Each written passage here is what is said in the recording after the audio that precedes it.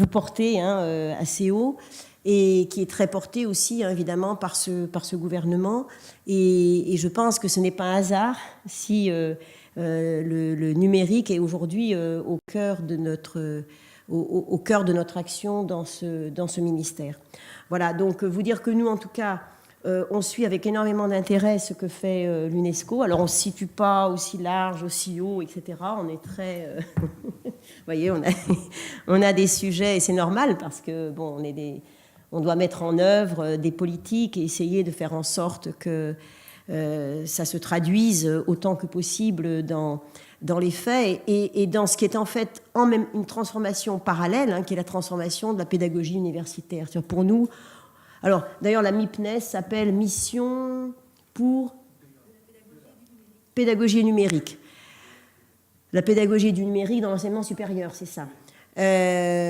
Bon, et alors on a beaucoup dit au début pédagogie et numérique, mais ça ne se confond pas. Et puis voilà. Et puis aujourd'hui, c'est en fait c'est quasiment une seule structure, hein, Marie-Françoise. Dans les faits, on avait beaucoup plus l'idée au départ quand on l'a construit de 2 branches en disant attention, l'un ne se confond pas avec l'autre, etc. Et puis dans les faits, on travaille maintenant, je dirais, sans distinction.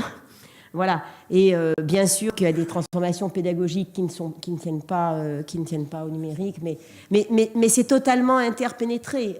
Il n'y a pas vraiment de programme aujourd'hui pédagogique nouveau qui ne s'alimente du numérique et de programmes numériques liés à la formation et à la recherche, hein, qui ne transforment en même temps nos pratiques d'enseignement. Je ne parle pas de celles de recherche, mais évidemment qui sont ces pratiques de recherche totalement bouleversées aussi, hein, et ce n'est pas simplement la question de la formation scientifique et technique, hein, c'est même les pratiques qui sont transformées.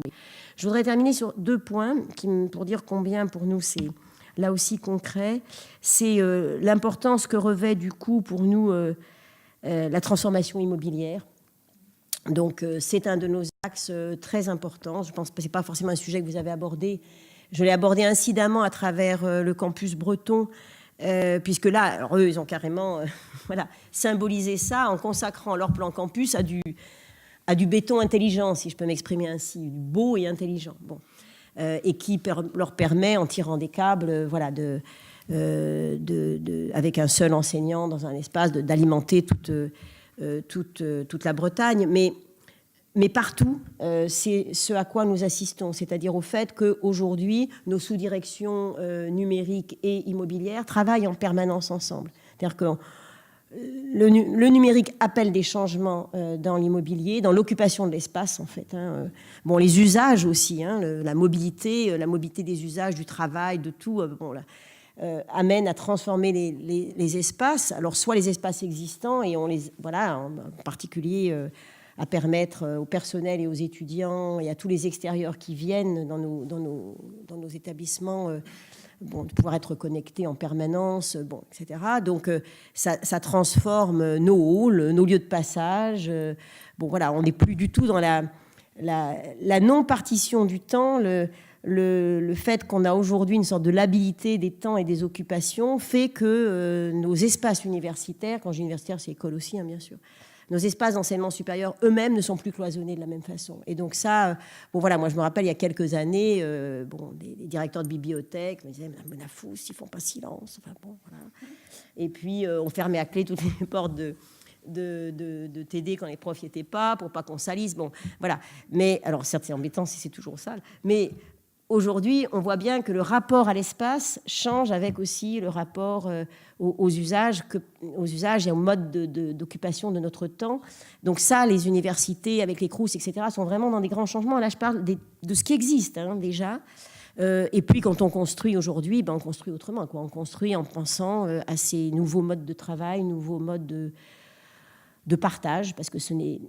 la frontière partage, travail, loisirs, culture n'est plus la même non plus. Et je voudrais terminer sur un dernier point qui est aussi quelque chose sur lequel nous nous impliquons pas mal à la DGCIP, c'est la grande école du numérique. Et donc ça, c'est un programme du président de la République sur lequel nous investissons avec le secrétariat d'État à l'économie numérique, donc d'un côté Thierry Mandon, de l'autre Axel Lemaire, mais aussi d'autres, hein, le ministère du Travail, etc.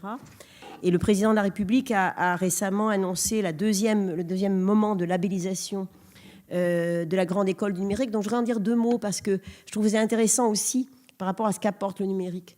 Donc l'idée du président de la République, c'était, à partir de données réelles, constatées, c'était qu'il y avait dans le numérique une chance pour donner des formations et des emplois à des gens, des jeunes ou moins jeunes, qui n'ont pas trouvé en fait dans l'enseignement traditionnel, soit avant le bac, soit juste après le bac, les formes de la réussite et les moyens de s'épanouir dans un contexte où la France manque de compétences dans le domaine du numérique. D'abord du développement, mais pas seulement du développement. Alors, massivement du développement, mais pas seulement.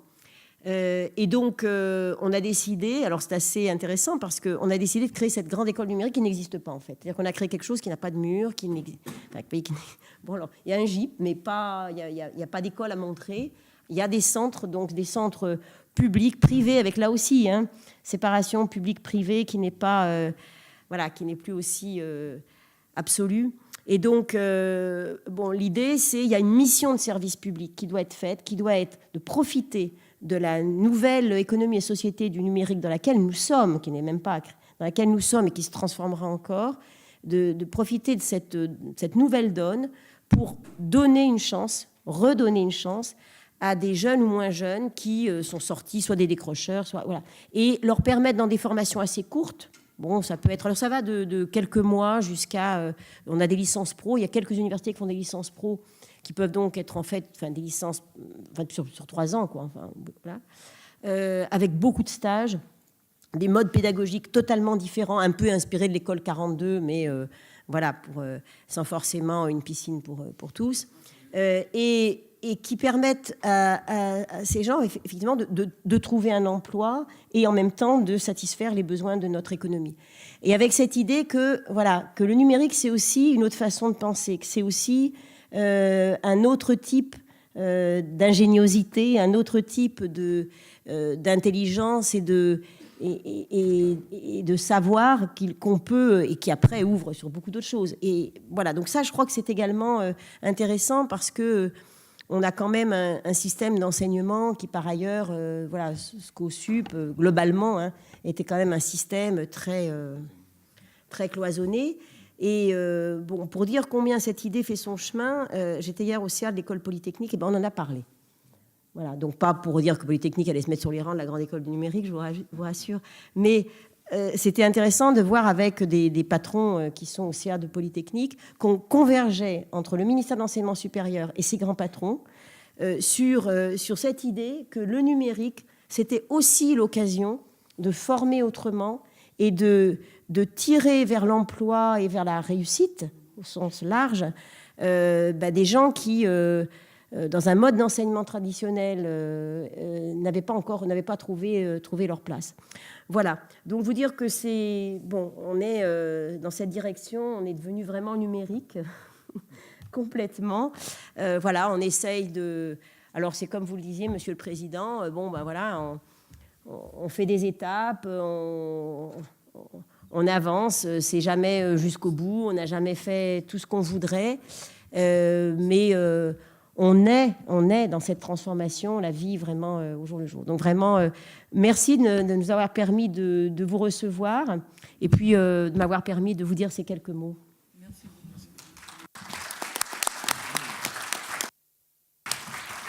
Bien, Madame, je vous remercie infiniment pour tout ce que vous venez de dire. Je pensais à la carte et le territoire de Houellebecq, qui est à la fois la carte et le territoire qui se modifient, au fond, dans ces universités. Vraiment, merci à votre ministre, merci à vous, à tous vos collaborateurs de nous avoir accueillis. On était très contents d'être ici. On va revenir, vous allez nous voir. Nous avons beaucoup de sujets en commun qui sont susceptibles de retenir votre attention dans ce que nous faisons à l'UNESCO et en particulier à la Commission nationale française de l'UNESCO.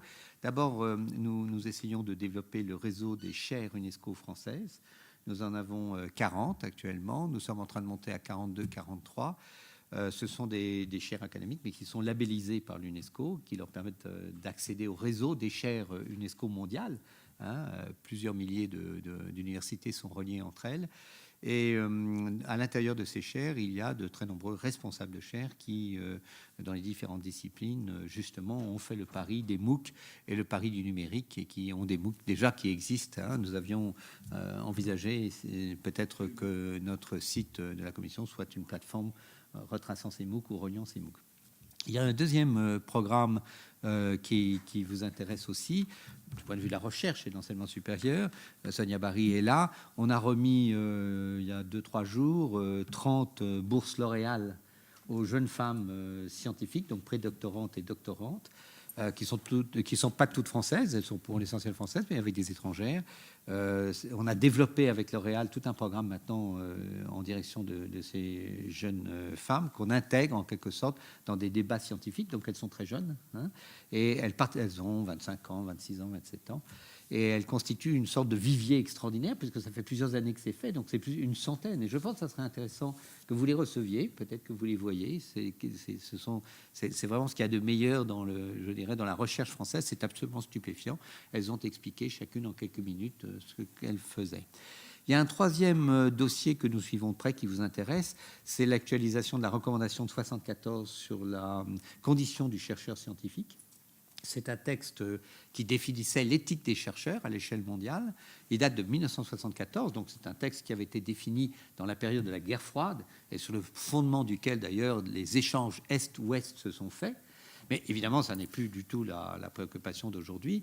Et donc, on a réactualisé cette recommandation de 74 qui va être votée à la conférence générale de l'UNESCO en novembre 2017. Et la France a été absolument leader dans la rédaction du texte. Nous avons tenu plusieurs réunions préparatoires avec les universités, l'Académie des sciences, etc., etc. Elle pose la question fondamentale de la responsabilité individuelle et collective du chercheur scientifique à l'égard de nos sociétés. Et c'est le quatrième point que j'aborderai, et après on s'arrêtera. Je voudrais porter à l'ordre du jour de l'UNESCO, donc sous la forme d'une grande conférence l'année prochaine, la question du transhumanisme, qui est une question, comme vous le savez, extrêmement importante, puisque se développe aux États-Unis, notamment sous l'auspice de Google, se développe la convergence de secteurs de recherche extrêmement novateurs comme la robotique, le numérique, l'intelligence artificielle, la manipulation génétique, etc., etc., qui avant travaillaient de façon sectorisée, qui aujourd'hui se mettent ensemble pour produire ce qu'ils appellent l'homme augmenté, qui est en fait une intervention sur le corps de l'être humain, qui va le tirer d'affaire en quelque sorte. Ça prendra beaucoup de temps, mais ils vont y arriver. Qui est tiré d'affaire de la maladie, même de la mort. Donc l'idée étant qu'on vive 300 ans, 350 ans, etc. Vous imaginez les problèmes démographiques. Et puis les générations qui vieillissent comme les miennes, sur les régimes de retraite, ça va peser lourd, parce que ça sera cumulatif. C'est une question majeure, absolument majeure, parce que là, il n'y a pas d'éthique. Il n'y a pas de cadre éthique dans le développement de ces sciences.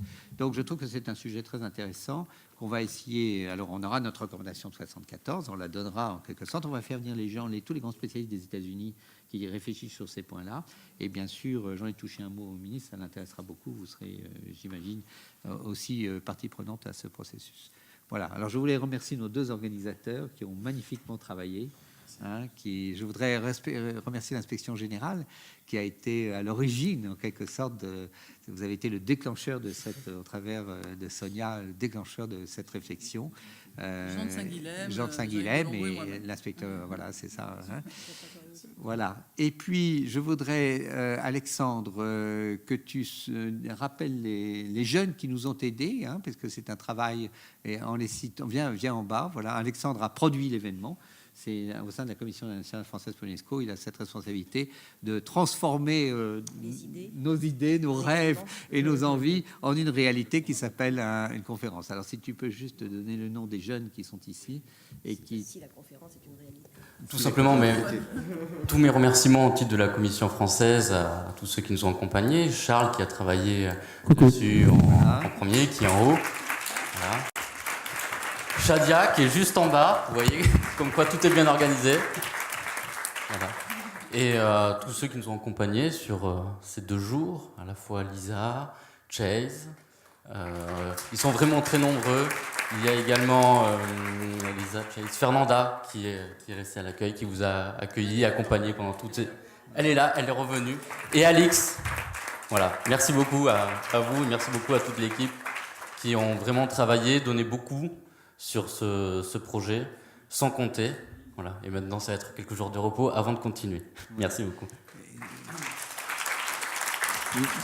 Pendant toute ce... Il y a beaucoup de jeunes filles. Pardon. Respecte la parité, Président, pendant ces 2 journées, l'activité en ligne, en particulier sur Twitter, a été très importante. Je ne sais pas si Cyril, tu avais prévu de faire quelques extraits de ces tweets. France, hier, on était 7e hashtag de France. Bon, j'espère qu'on n'a pas dit trop de bêtises. Alors. on était très suivis. Et on tient également à remercier Canalu qui a réalisé la retransmission en ligne, en direct, en vidéo streaming, de ces 2 journées de travail. Et voilà, c'était je pense que c'est important de souligner cette contribution. Merci.